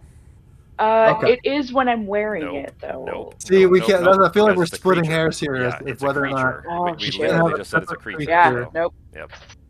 So Okay. you either get the broom invisible without haste, or Oh. I mean, that's real far. So. Do I have a spell slot for that? I mean, technically, here, I got you. I'm gonna cast invisibility. It's on a the broom. It's not super big. No, I'm burning another spell slot. I'm casting invisibility on the broom because the broom itself isn't going to be attacking anybody, and so it's just going to stay invisible for like But an that hour. requires concentration, though, doesn't it? Well, I'm invisible too. Oh wait, can I only have Yeah. one? Wait. If I cast it as a level 3, I can make 2 people invisible. That's Yeah. a lot. I just won't put haste on the broom. It can just No. stay Let me do this. invisible. Let me. I'm gonna take back my second level spells. No, because that's a waste of a third level spell slot. The broom is already faster than I am just in general, so Yeah, we're but good. what if they see a broom flying around and then they're like, It'll be fine. all right, well, It's fine. I feel like if I saw a broom flying around, I'd be a little curious. Well, that's why I'm just gonna. Brooms flying into a bunch of fucking locked rooms and then just flying out and then it's fine. Well, I'm just not gonna cast haste on it, so it can just be invisible. It's fine. You sure you don't want to be fully invisible? It's 1 level 3 spell slot. It's fine. Wait, isn't there enough paste to put it on the broom too? I think it's just one application. Yeah. So. Okay, never mind. All right, invisible broom flying around the room. No one get in its fucking way. All right. So broom not invisible. Sarah invisible with the materia, so not spell effect, but the the paste from the materia jar. Nora Pogo is hasted. invisible. Broom hasted. I am invisible, so I'm going invisible right before you jump to the portal, and I'm burning that slot. Okay. Bardic inspiration for Norok and Nazim. All right. Then you guys jumping in. Nothing else, right? You guys are heading in now. All right. Here we go. Moving us over to the map. It's not a huge map, so it shouldn't take too long to load. I'll need to drop you on the map, so give me just a second to place you here. So the broom still is visible. The broom is visible, correct? It's not invisible. Okay. Give me just a second. Artemis, I'll need to adjust yours because I have you on the burner. Sorry, that music is loud. Let me turn it down a little bit. Thank you. There we go. That's adjusted on my side. If it's still loud for you guys, you can go and adjust it further. Norok. We'll go ahead. It's still on the loud side. Actually, turn it down some more. Oh, I get it. These are sides of the pyramid. Yes, and that'll Like make more something sense in just a second here. down That's here. exactly what you're seeing, and specifically, you don't have restricted movement in here for reasons that'll make sense here in a moment. Artemis, I need to adjust you here. I love that it literally is just the broom. Well, I made special tokens that have everybody with like me, that. basically if you're riding the broom or not riding the broom. And then same for you, Pogo, I have you on P tier. Oh, I didn't know. Same thing for you, which I'll change you to the non-P tier version. There's also a broom version for you too. All right, there we go. Everybody should be good now. Sarah, I got to make you right size again. And you are still shadow skinned too, so put that on. There And you go. invisible. And invisible. All right. Let me put that on so I don't forget. And Oh, okay. And these are all vaults. I see what they are. These other little mini ones are vaults. all Is right. that what those are? Yeah, I bet. I gotta read the descriptor here for you guys now too. So, all right, let me get over to that. Open my notes here. All right, so not that part we already did. All right, so this is this vast four-sided pyramidal space has a floor of rough-hewn white marble that's set with low circular pedestals of the same material. Those white circles you see on the map there, those are 3-foot-high pedestals. The ones that are right next to you, basically, you see those. At the three corners of the floor, there are 3 separate sepulchers. So those big kind of triangular shapes that are close by you guys, the gray ones, those are small sepulchers of white marble. Each is a 3-sided pyramid itself that mirrors the shape of the vault. Engraved onto each of the sepulchers' doors, you'll see that each of them have a double door set in front of them. Engraved on those is a set of 4-armed gargoyles on each door that are poised to attack. And then in the middle of the floor in front of you is a pool of dark liquid that is just constantly churning in the middle of the floor there. Each of the other surfaces of the vault is basically identical. So you guys see right now, if you look at the whole map here, you see how there's 4 big pyramid sections. Do you see those? Yeah. If you zoom out a bit. So each of those is nearly identical. There is rubble of black rock that is like just chunks of gravel and black rock that is scattered near the wall and the pool on each side, and they just stay in place. The reason I'm mentioning that is that those are not horizontal to you. You are standing on one section of the inside of a pyramid. Imagine a D4, like if you look at a D4, little die, the section, if you look up, you're seeing the other 3 sections of this. So you are basically on one leg of it, and more importantly, when you look up at these other sections, these other 3 that are now above you at the moment, the rubble that is attached to those corners, it's all around the outside of each shape there, is still stuck there. You can infer from that. Confirm, it is a upside down pyramid that we're on the inside of, right? Well, you're on the bottom of the pyramid, and when you look up, you see the other 4 walls of the pyramid, or the other 3 walls rather of the pyramid, that appear to have their own gravity. Yeah, so each chamber is a separate kind of spot. It's not even a separate chamber. You're in the middle of one big triangular room. You're on the inside of a pyramid, and each face of the pyramid has its own gravity. Okay. Meaning that if you walk to the edge here, you would climb up on the other side, and it would have its own gravity. Okay. Yeah, but kind of MC Escherus, yeah. So the idea being here is that each of these sepulchers, so there's 12 total. There's 3 on each face. Each of those has phylacteries in it. You need to open them, destroy the phylacteries inside. However you do so is really up to you, and then move on. You can expect that it will be dangerous to destroy them, and doing so might have let's say environmental effects. I'll put it that way. That you guys need to deal with. At the moment, you don't see any other movement, any other creatures in here. Do you see? I didn't put the animated maps on here just to try to avoid it. But you see these things right here? Do you see where I just pinged? Yeah. That's where the portal. In fact, actually, that's where you guys are. Let me move you over there. That's where the portals will be for you guys to get in, or well, you came in that way, but for you to get out will be any of those. There's one on each face. You see those? So when you guys are ready to get out, you have to be able to make it to one of those quickly before the place collapses. And are the squares here 5 feet or 10 feet? They're back to 5 feet. This was a proper map now. All right. Anything else? That's it so far for the moment. Now, I will tell you obviously that I just did this whole description, but you did teleport in. We're not going to waste time in that you kind of saw this and things that you may have casted that only last for 1 minute, for example. We're not going to remove that. You guys can go ahead and start. I'm going to put you in initiative order. Great. Then, as soon as we landed, I would have casted haste then. Yeah, that's fine. So in that case, go ahead and roll your initiatives there. There is an environment turn here that's going to happen after every round. Well, kind of depending on how initiative rolls, it might be at the start of every round. We'll go ahead and mark off, the appropriate spell effects or spell slots if you didn't already. All right. So, yeah, don't forget that exhaustion level will be minus 1d4 on certain things. So, that's perfect timing. On your d20. You still got 24 anyways, because the natural was only at 1 anyway, so. Alright. Okay. So that's where we're beginning. Like I said, you don't see anything actively moving now, and just because you had some awareness around this place being strange, you do know that if you need to get to one of the other faces, you literally just climb over the rocks to get to the other side.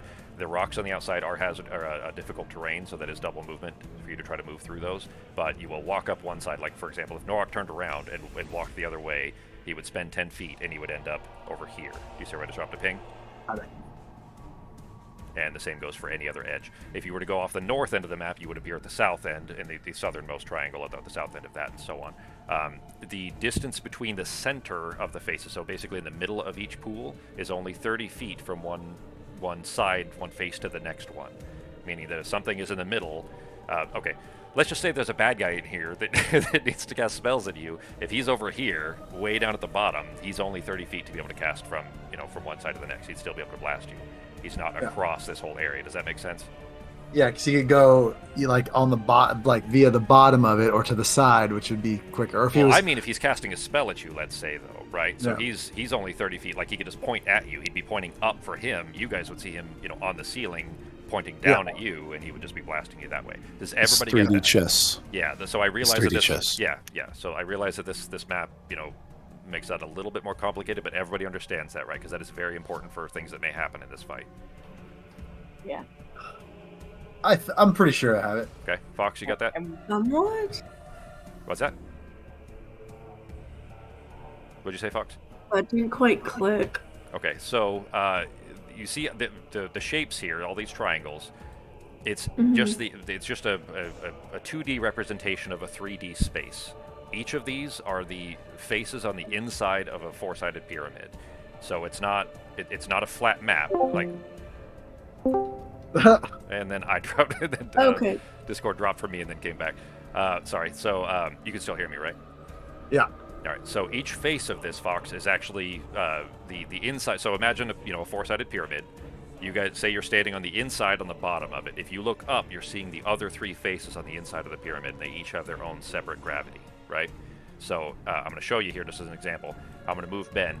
If Ben walks from where he is up over these rocks here, over to this side, he would appear over here. He would climb over the rocks and he would appear on that side over there. Does that make sense, Fox? Okay. Yes. Okay. So the reason I'm pointing that out... Technically, it's not a pyramid. It's a tetrahedron, technically. Yeah. Tetrahedron. Yep. It's a three-sided pyramid with a bottom, meaning four sides total, but not four on the outside. But anyway, but each of the faces they have their own gravity. He would climb up over those rocks and appear on the next one. His feet would still be on the ground. He wouldn't fall or anything like that. What I'm going to point out, though, is that if Norok was, say, he was standing over here and he wanted to throw his axe at one of you, he would only be like 25 feet from throwing his axe at somebody there. Does that make sense? We're basically on the inside of this. Yeah, of that So one you if just you dropped look in Discord. Yeah. Oh, here we go. This is the correct one. Yep. We're basically on the inside of that, so we can see all the other sides of it, and they all meet at their points. Yeah. And each vertices you can climb over. You can climb over any of the edges there to get to the next face if you want to. Does that make sense? Think Inception when the streets were folding in on itself. Yeah, when the kinda like street that. is folded right above you, you could throw a baseball straight up and hit someone sitting on a coffee table. Yeah. So basically, the reason that's important is that were there a bad guy in here, some sort of boss fight, for example, they basically, you can target them and they can target you from anywhere on the map. There isn't any place to really hide. Okay. Yeah. So the representation is 2D because this is a 2D, virtual tabletop. I don't have a way to represent that any other way. But there's also no walls. You guys can see the entire thing because you're technically looking up to see any of the other faces of this tetrahedron. So I probably should have started by saying tetrahedron instead of pyramid, but that's the idea there. So I was also going, of course, with the Vabian theme of pyramids. So anyway, all of that babbling was still within the first round here. We'll go ahead and start it. Beginning combat. There we go. Sarah, you are first. I'm going to move well, you guys don't see the environment anyways, but let's just say that it'll, the environment turn will happen before everyone else does. So, all right, Sarah, your turn. All right, so I'm gonna fly over because we got to get them out of these vaults. So yeah, you're I'm gonna invisible, fly and over. the broom is not invisible, so everyone can still see the broom flying. But yeah. There are gargoyles on top of this thing, correct? Yep. That was you said? Oh, so And- also, sorry, that pool also is 1 foot deep, and it is difficult terrain, and it looks like it would be dangerous to stand inside. I'll put it that way. I'm guessing maybe that's where we throw the phylacteries. Do I know how to open up this vault? We didn't learn that, did we? Make an Arcana check.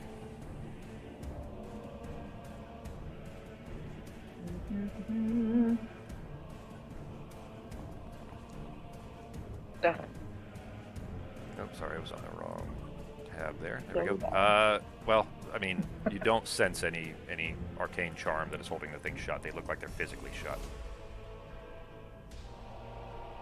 Each door has a gargoyle, like as part of the stone. You can expect, of course, that that those themselves are arcanically invested, but the doors are not otherwise locked in that way. Okay. I can't do that. That's concentration. Can't do that either. God damn, why do I have so many concentration spells? Fuck, I don't have anything to pry this thing open with, so I guess I'll just try to pry open this vault. Does it say push or pull on the front? Yeah, There's what a does lot the of Visa and MasterCard symbols on it. Yeah. They're just stuff carved into the door. What is the The stuff gargoyles. Each of Okay. them is just a big old gargoyle. There's two, one on each. Each of these tetrahedrons, these same phylactery vaults here. Basically, the whole thing is the vault, but each of these is an individual vault that has phylacteries inside of it. And each one has double doors, and each door has a gargoyle carved into it. That is clearly animated, preparing to attack, or clearly drawn rather, like it's animated, preparing to attack. Can't do that one either. So I guess I will. Fuck it. We're gonna scooch back a little. I'm flying. Let's go. 5, 10, 20, 25, 30, 40. Wait, I'm gonna go over here and cast a chaos. No. It's stone. Yeah, no, let's do a chaos bolt. Okay. I'm just gonna hit one of these bad boys. All right. I mean, it's an inanimate object. You'll automatically hit. Go ahead and roll your damage. Well, Oh, I guess we need to roll the attack roll for 2 natural ones. Well, so much for automatically hitting. The strange gravity of this place is enough of a distraction that the bolt goes flailing wildly, crashing into this pool of water up here. Aww. And misses. Any bonus actions or further movement? No, don't want to do that. No, not yet. Okay. All right, Pogo, Is it is it your turn. shadowy in here or light? It's just a bright. question. No, it is gleaming bright the whole way around. Okay. Then yeah, There's no shadow. Well, I mean, the only shadows being cast are very, very thin, and they're behind each tetrahedron. Not enough to really utilize. Pogo, it is your Pogo. turn. The place. So in the investment that she spent there looking at it, you could see that they are carved, but you also do not see any arcane lock of any sort. They look like they're just physically shut, possibly locked physically as well. You don't know. Yep. Pogo not wanting to waste his invisibility, not seeing any terrible creatures as of here. He's going to use his movement to move, see, 5, 10, 15. Well, I guess I can see everything, and there besides these gargoyles that Nothing are moving in here. you The know, pools are like nothing else bubbling, like they're clearly a dangerous liquid. But other than that, nothing moving. I'm going to go ahead and separate myself from the fray. Use my full motion to move. Oh, that's gonna be annoying. It thinks there's walls on the edges of these. So there is. I can't. So you would end up going from there. So I guess just either click and ping or move up to the edge where you would be going from. You don't without dragging. Just move yourself to it. How do you ping again? Just click and hold. Left click and hold anywhere. All right. So I was gonna move over on this one. Now the rocks at the edge, the very edge, let's say, is difficult terrain. Difficult terrain. Yep. Yeah, that's good. There you go. And then I can actually, I mean, I can go ahead and remove the walls, but remember that you know, you can't just drag across. Like, you know, the math would, well, the distance wouldn't be calculated correctly because it would try to count that gray space in the middle. How tall are these smaller pyramids on these pyramids? The little sepulchers are, sorry, there is a description that I didn't read yet. Let's see, sepulchers, well, didn't read it to you guys. They are, I think they're 3.5 feet. Yeah, I'm trying to find that little descriptor. Oh, they're tiny. Yeah, they're not huge. The whole place is only 30 feet, so I mean, it's not, it can't be that big because these can't, you know, puncture into the other sides, if that makes sense. They hum with arcane power. Oh, hang on, you don't have that information yet. Yeah, they're 3.5 feet. They're very small. They're they basically think like a tiny mausoleum, except what's inside of it are not bodies. They're just, you know, glass vials, effectively. I'm gonna use my bonus action, or I'm gonna use my action just to move again to the very top of the pyramid. And I'm going to try to keep to an you, eye on. it's just one edge of it, but remember, your feet are on the ground. Yeah. Yeah, that's right. Right now, when you look over to the side, you see Norok. Yeah, I guess it wouldn't matter, huh? Because of there's no the top. shape of it. It's all, yeah, as soon as you step over to this side, you kind of have a disorienting effect of gravity moving for you. It's so weird. All right. I am gonna be far enough from everybody just in case.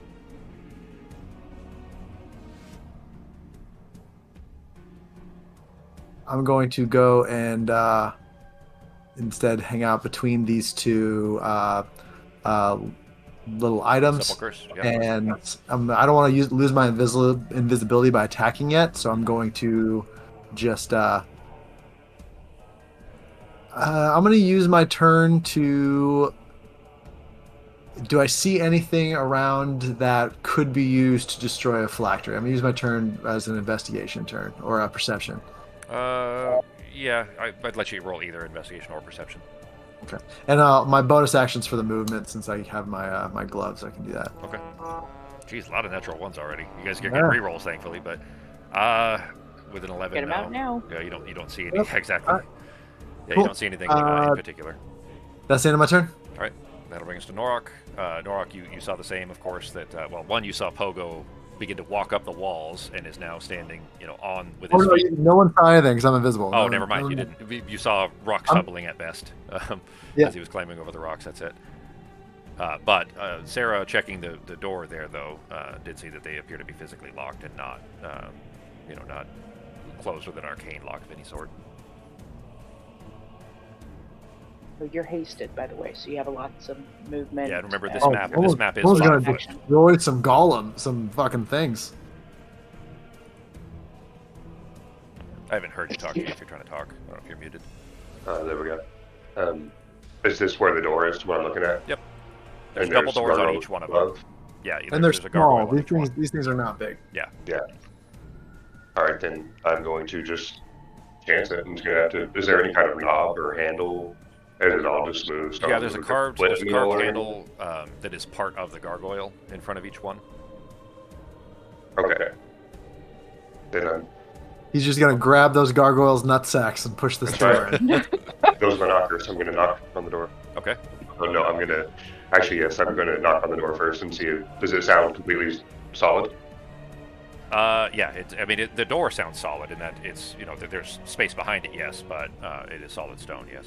Okay. Then we can try to give it open then. All right. DC. Well, make a strength check. Okay.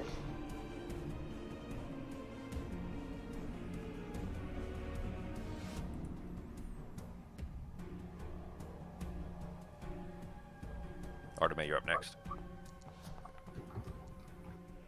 Okay, you grab the door handle, for lack of a better term. It's part of the gargoyle's tail, and go to turn it. It feels stiff. It feels like it's stuck there and wouldn't turn. You feel a lock break in your hand as you rotate it, meaning that you feel like there would have been a lock that could have potentially been picked, but you managed to just snap it and break it open.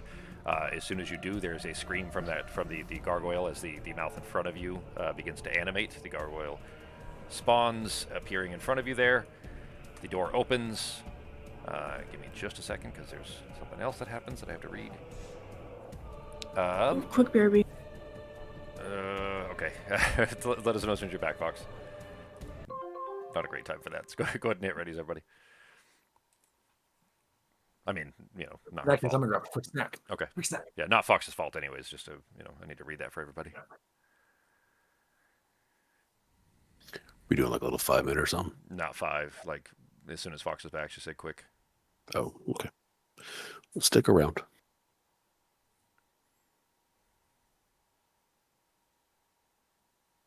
Yeah, we only have 20 minutes left, so. But something happens as soon as the first one opens, which is what Norok just did.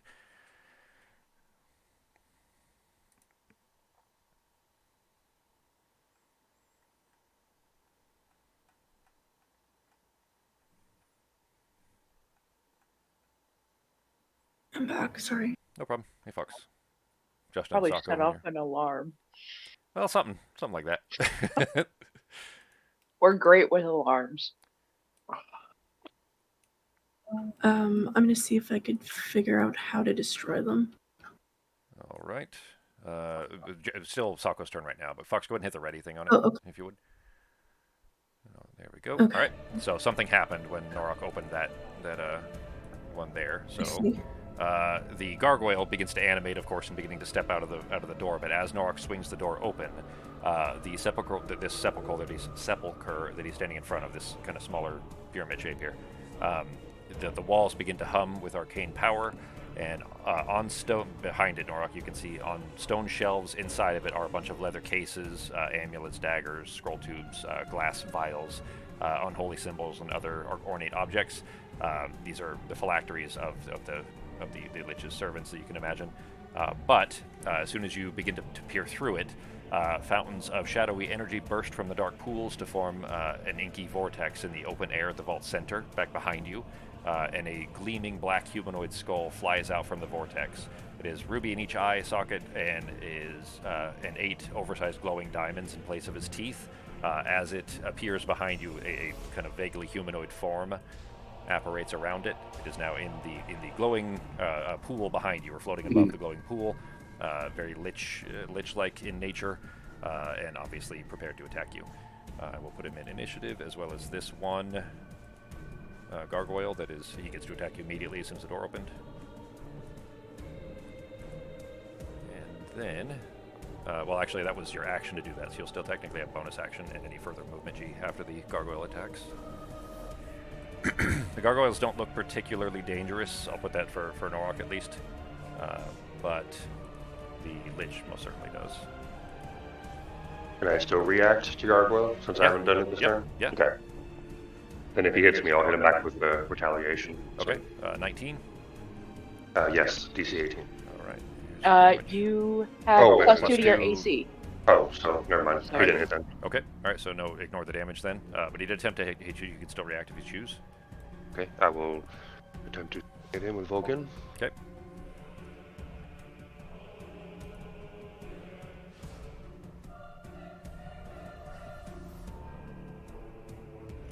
Click it, mouse over him and hit T to target. Alright. There you go. Did it work? Okay. Yep. I gotta click the thing again and it didn't work. No problem.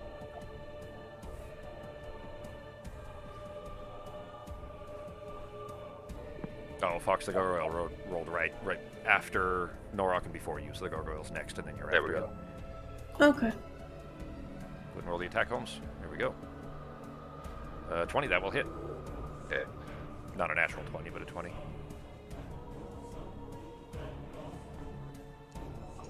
And then I'll also rage for my bonus action if I may, and that's it for me. Okay. You rolled attacking a second time. Go ahead and roll the damage. Oops, sorry. No problem. Alright. And go ahead and consume your rage, too. Okay. There it is. All right, 15. That is applied. You have a hasted action. Oh, yeah, you still have a hasted action as well, which is a single attack if you want to use it that way. Okay. Hang on, let me rage real fast. Okay. Hang on, that was a reaction, though. That wasn't his... never mind. No, well, hang on. He did the reaction for that attack, but you do still have a hasted action as well, so that's still true. Yeah. You still have that if you want. Did that work? Yep. haste action to see if I can hit Mr. Gargoyle again. Okay.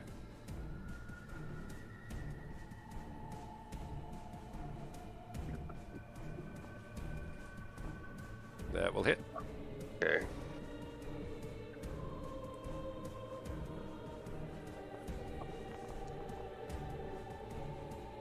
All right, another 8. Okay, he's near bloodied, so not quite, just above. They don't have a ton of hit points. They're mostly just, the door is the real threat, of course, is the lich. You know what?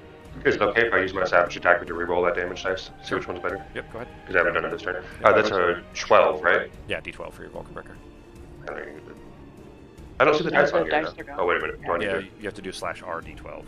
Okay. I forgot to fix that, sorry. Space D12? With the space or no? Did it work? There Yeah, it goes. sorry. Yep, Okay. it did. Yep. All I'll so take that it's one 2 more then. damage. Better. All right, that's 2 more then. Thank you. It's not a 2 more. 2 more. And now he's bloodied. Like just on, I think. All right, that'll bring us to the gargoyle. Oh, that was bonus action. Any further movement, I assume? I'm just going to stay where I'm at. All right, the gargoyle's turn. He gets multi-attack. He gets 2 claws and 1 bite.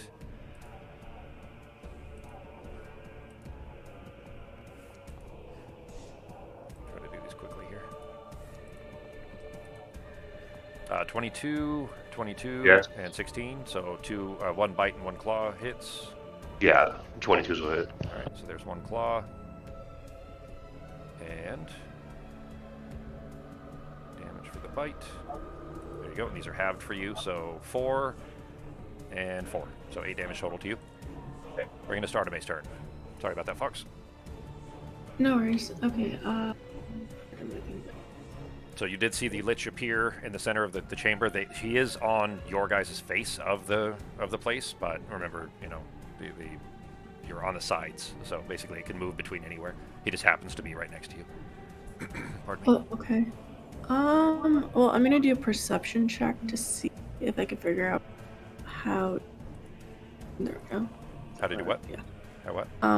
Probably not that. How to destroy the thingies. Okay. Yeah, with a 10, not a great idea of how to do so. Okay. In that case, I am going to use Produce Flame Okay. on our intruder, or whatever you want to call it.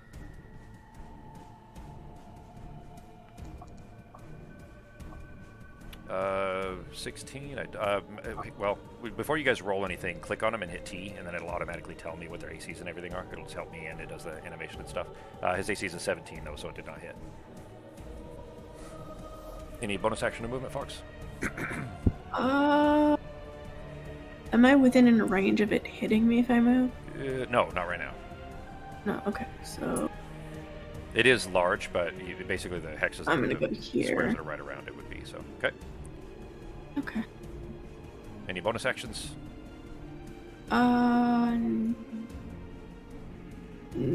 All right. That'll bring us to Nazim.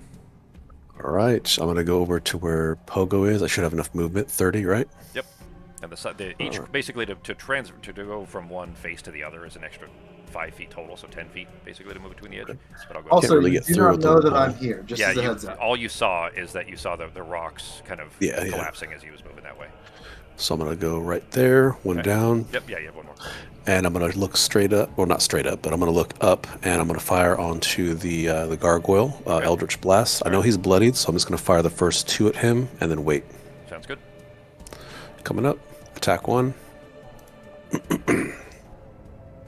That'll hit. damage. Oh, 6, all right. okay, attack 2, That'll also hit. damage. Hey, All right, another 15, that's a good roll. All right, Not dead yet? Almost, he's barely hanging on. You blast Final him to death as he's attack. coming out of the door. That'll hit. damage. All right, that is enough. That gargoyle blasts into pieces. The door itself is destroyed now. It was kind of part of the door as it animated, leaving a gaping hole into that sepulcher there. Any bonus All right, action for from- further movement? From where I'm at, can I look up and can I see inside of that room now? You said there were things inside of it. Yeah, I mean, your angle is a little bit awkward, but yeah, you can see up into it. Does it look like there are items and things that we could take or use for this combat, for this battle? You do, what you see in there is what I was reading to Nazim before, or sorry, to Norok beforehand, which you would have been able to see a little bit there too. There are leather cases and like things of value, like small glass baubles, amulets, scroll tubes, unholy symbols, other ornate objects, some glass vials, things like that. They look like the phylacteries themselves are what's in there. Gotcha. All right. I guess I'll note that and I'll scream that to everybody if nobody has seen it for themselves. All right. Is that it for your turn? That's it. Okay, that brings us to the Lich. You guys don't know his name. It is. Hang on, let me find it. Itchy McLitcherson. It is Khaziz Ghoul. Khazit Ghoul is his name. Not that it matters, but. Yeah, his full name's Lichard. He just goes by Lich. Does that mean that the short would be Lick instead of Dick? Yeah, Rick. Yeah, Rick. goes, Yep. it's a family name. All right. Let's see. He's got a bunch of messed up things he can do. Thanks for coming and saying about me, Nazim. Appreciate it. Well, first he's going to step forward. Norok, who is still, kind of preparing to wail away at this gargoyle who's been blasted in front of him, is going to reach a hand out onto Norok. Norok, it is a DC 18 con save with disadvantage. Oh, hang on, you don't have disadvantage. No, just regular DC 18 con save. That's a strong handshake.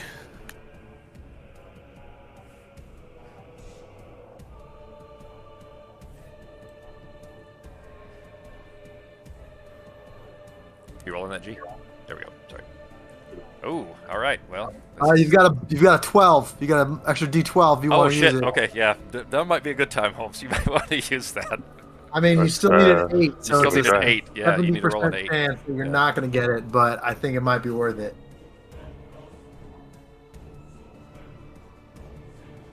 If you want to. Oh, yeah, how do you roll a use- D12? Oh, sorry. Yeah, B.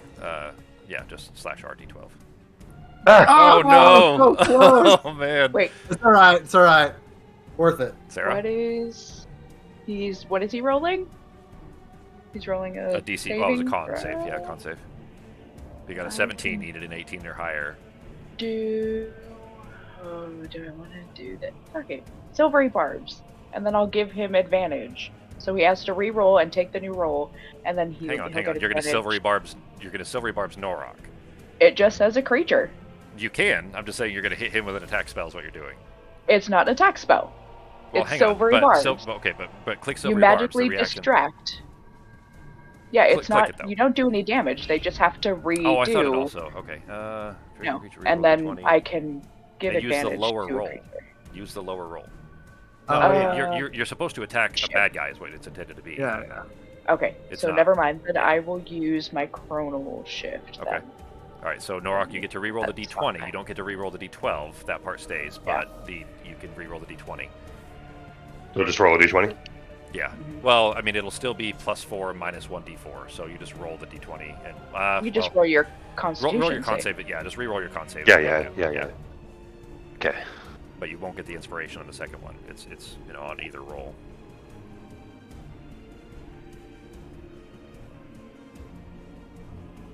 This would be one that you probably want to succeed at. God damn it. Oh, okay. Well, you guys might be Oh. you might be in some trouble here because Norok, who was hasted, is now paralyzed. You do get to reroll at the end of each turn, Holmes. So you're not out of the fight entirely until you can succeed at this. And it is it's con, so you're typically pretty good at con. So, but for the moment, you are paralyzed. For 1 minute or until you succeed at the end of a turn. So, that said, after paralyzing Norok, he then looks up at, let's see, either Nazim or Arname. Which would he do here? Looking up at Nazim, he is going to, Nazim, it'll be a wisdom save, which you'll have advantage on because of the Heroes Feast that you guys had. So, wisdom save, DC 18. All right, coming up. Wisdom save with advantage or regular? With advantage because of the Heroes Feast that Sarah. There we go. Okay, 22. All right. 22. All right.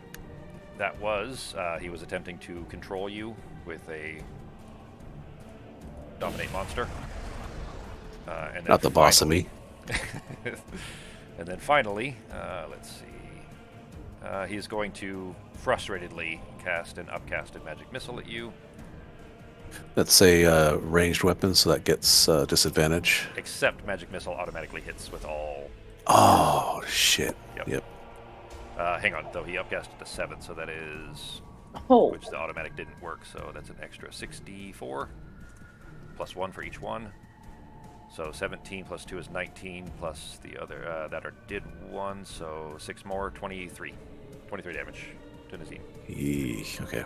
It's actually not Honestly, that was a pretty roll. ineffective. Yeah, Yeah. that was not a great round for him.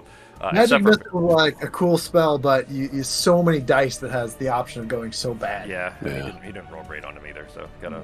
Well, he got 1-4 and 1-3, or 1-1 rather. So, all right, that is it for his turn. The environment turn now. He is going to. Let's see. Each of the following occur.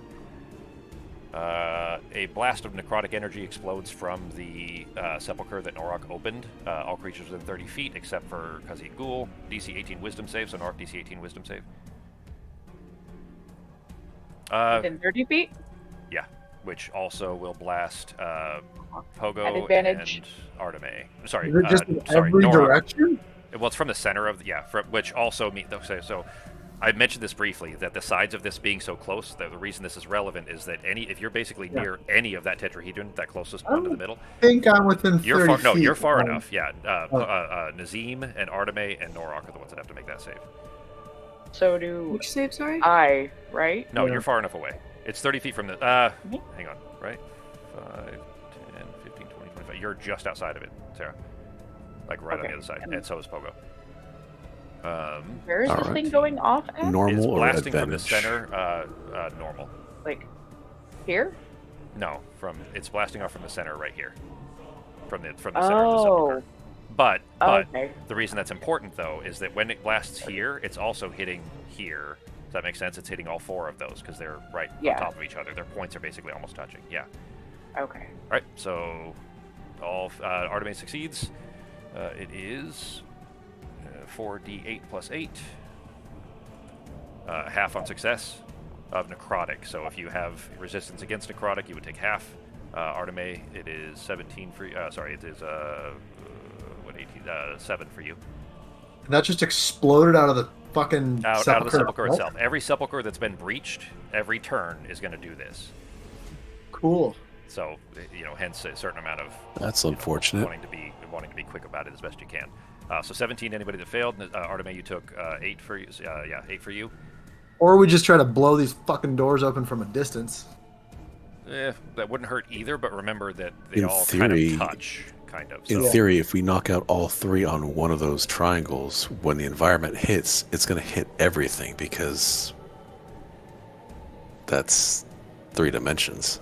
well, so in theory, the we ones should- closest here, like these two. If I drew a line, I realize how confusing this is, but No, it's not confusing. I'm just saying if we take this one out, and this one out, then when the environment happens, it's going to hit here, it's going to hit here, it's going to hit 30 Yep. feet everywhere. And what I So was in telling theory, you- we should only take out only these first, and then that way we just have to worry about one section first, and then maybe these ones Yeah, that next. makes sense. Yep. You see And what then I'm as long saying? as we're at the other side of the triangle, it would be better. Mhm. Yeah, that would be the smart way to handle it. So That's the you guys- geometric way to handle it. Yeah, now keep You in gotta mind too think that from what she told you, she said a half dozen. Mechanically, it's actually only 4. You only need to destroy 4. But after the 4th one, you have until the end of that round, meaning one full. If it say it was the last person in initiative, it's not going to go off immediately. You'll have a full round, the one whole round to get everybody into those portals to get out. And it all has to be the No same problem. portal. It's not going to be, it's not each of these portals is not going to turn on. One of them is going to. You all have Yeah, to get to that that's and get like- out. That's like 10 rounds from now, though. He's- It might That's be a little future while. Justin, Yeah, worry. that's exactly. That's Justin from 54 seconds from now that has to worry about that. Yeah, Not this one. 54 seconds We from got now. this. You don't got to worry about Who that. knows what's going to be going on in 54 seconds? That is Let's fair. focus on taking those 4 out, and then I'll get us home. I'll get us out of here. Oh shit. So okay. So you know what, Becky, you would have been in it, but I said that you would not. I'm not going to take that back. So I'm going to change it to, for simplicity's sake, I'm going to change it to 25 feet. Right there. because I thought you were just outside of it. You were technically just barely inside, just barely. So I'm just going to move it to like this. So we'll just it's 25 feet radius around them. But you know, again, geographically, that would also cover these. I'll put a art on that later on. So that goes off. That blast that hit Norok. Everybody applied the damage from that. Yep. Necrotic. Norok, you had your armband of Mephua. Was that still on like bludgeoning or something like that? No, it's on necrotic, so I take half. Okay. All right. So So eight, did right? you already apply? Yeah. Did you already apply the 8 No. then? Yeah. Go ahead. I'm doing it right now. Yep. Okay. All right. So he's not going to do that.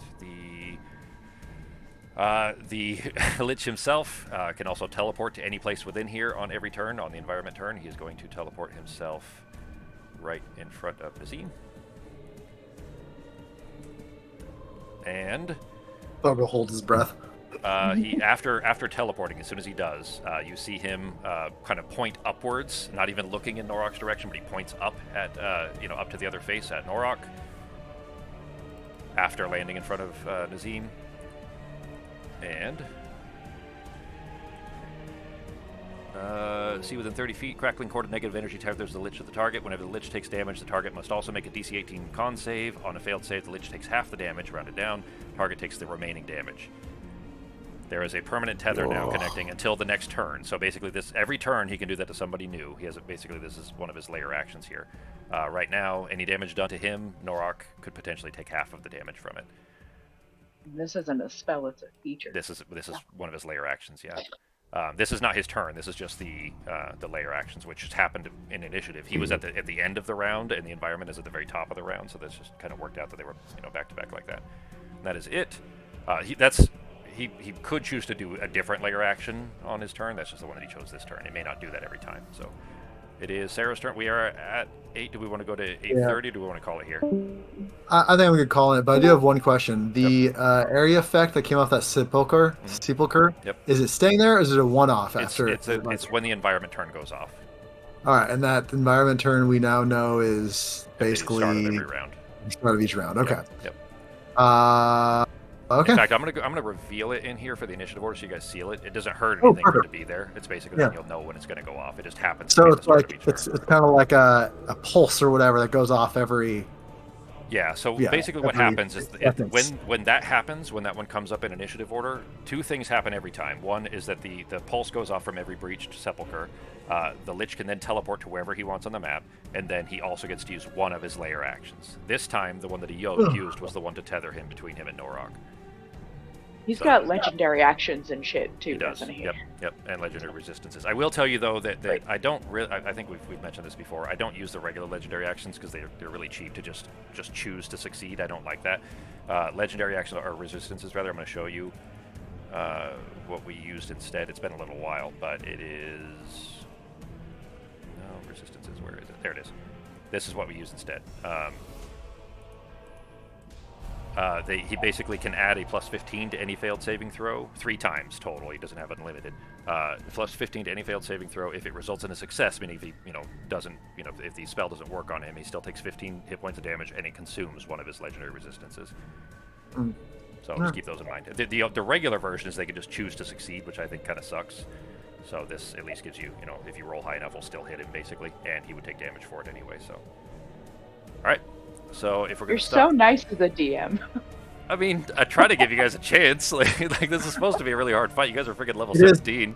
Yeah, a lot of legendary creatures too. It's one of those things where that's like for a full party of 5, you're fully ready to go, and you don't have any other bullshit trying to fight you. Yeah. Like it's like. But you guys, honestly, I mean, you're pretty close to that already. Like 3 of you have long rests effectively. You know what I mean? So I think you guys are still have a decent chance. Yeah, I think you'll be all right.